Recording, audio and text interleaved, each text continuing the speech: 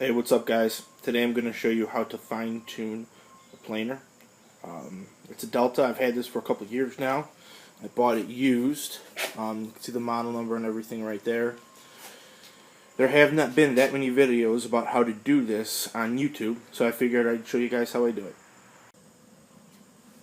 If you take a look at the in-feed and out-feed beds, there's little adjustment screws like such.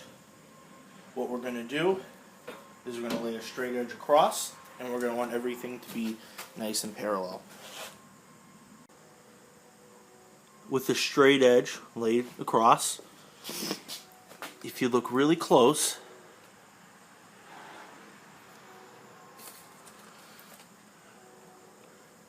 you can see that there's a slight gap.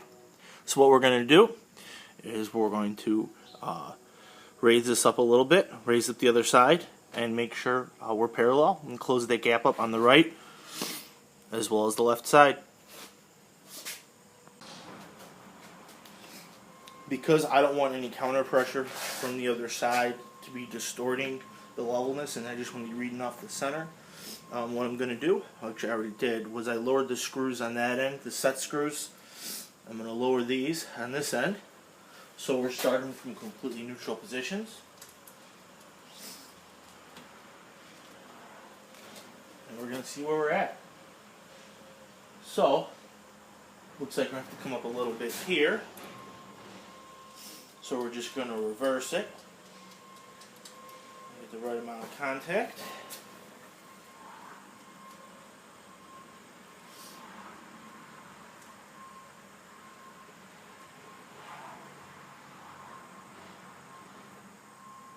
Alright, there we are. Looks great. Now we'll repeat the process on the other side. So I wasn't going to originally show you guys the other side when I did it, but you could see how blatantly obvious that sag is. That's about a good 1/4 of an inch. If you're using this planer to make any type of woodworking, I mean even the most basic, and you have a problem like that, you know, it's going to cause huge issues for you.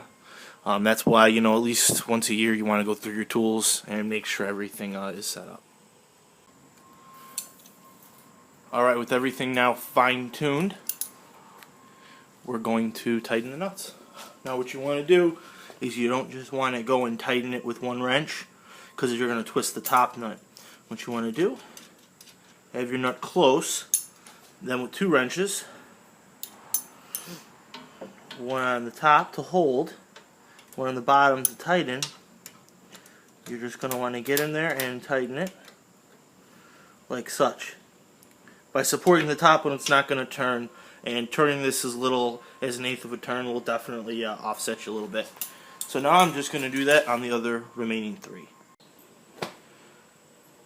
So now that we're nice and level across this plane, we could adjust and check just to see how parallel this cutting surface is going to be to the bottom, because that's ultimately going to determine that we're going to get an even cut. So what we're going to do, the multimeter I have, it's called the one-way multimeter. It's something I bought online. I actually bought it to tune my joiner, and being resourceful as I am, I want to have it to, you know, use. I want to use it for more than one tool. As you can see, it only comes out so far, and if I was going to try to adjust it here, it's going to hit. So we're going to raise this up just a little bit because of the limitations of the tool that I have. We're going to come down with it just a hair. I'm going to lock it. Alright, and we're going to adjust the dial right here. So what happens is you could zero it out. So I loosened it up. We're going to turn this bad boy and zero it out right there. And we're going to use that to see if we're consistent from right to left on here. And the $1 million thing you want to see, the $1 million question is, you just want to make sure you're kind of in the the same area, and as you can see, it looks like we are jumping a little bit. Let's see if we can improve it a hair here. See, we're right around 20 after going through a couple times. I mean, as we're kind of at a consistent depth here. I'll go run some more because it keeps on popping out. See, right around 20. And it goes up about maybe 5/1000ths of an inch. That doesn't concern me too much.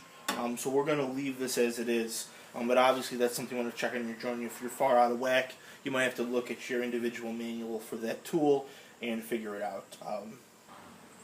On the opposite side, I have my one-way multimeter set up.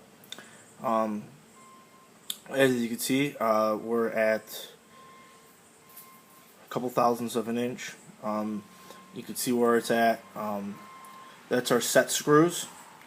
So, just to give you, in-depth view, what you would do if you had an inconsistency going from side to side is that you would loosen those set screws and adjust it so it's parallel on both sides. You want it to be parallel because that's where it's going to grab the motor wheel to pull everything away from the cutting blades.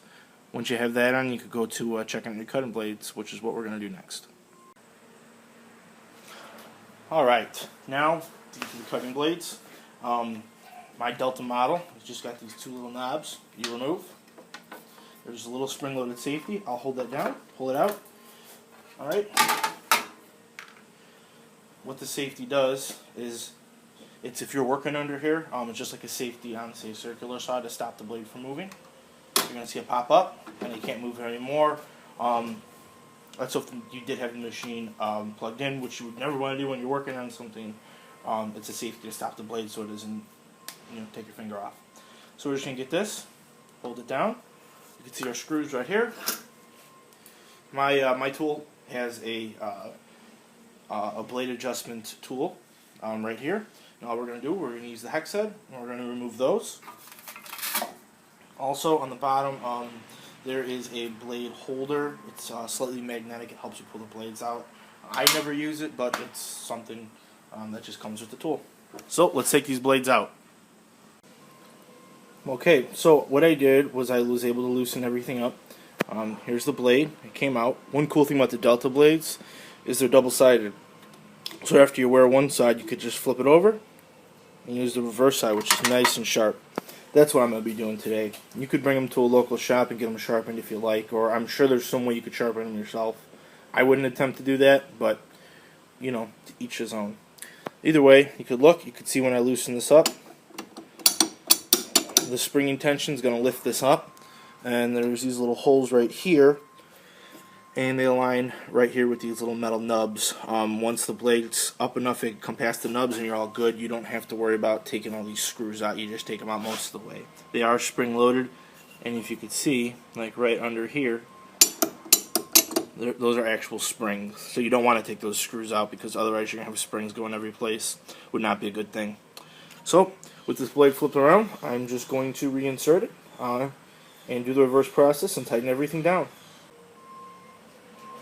Alright, so what I did, I slipped the blade in here, okay, and what you want to do when you're tightening it up, you want to make sure that obviously your little nubs are engaged in the blade, like we just talked about.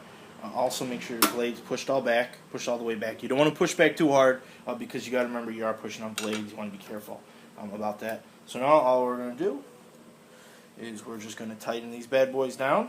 I'm going to alternate each one and then come back and do the other ones just to make sure it goes on there nice and evenly. Also, if there's any wood or anything caught in here, you always want to make sure you clean that out. So I'm just going to finish this installation and then I'll do the other ones. Alright, well, I hope you guys enjoyed the video about how I set everything up here. If you guys have any other questions, feel free to let me know. I'll be more than glad to help you guys out.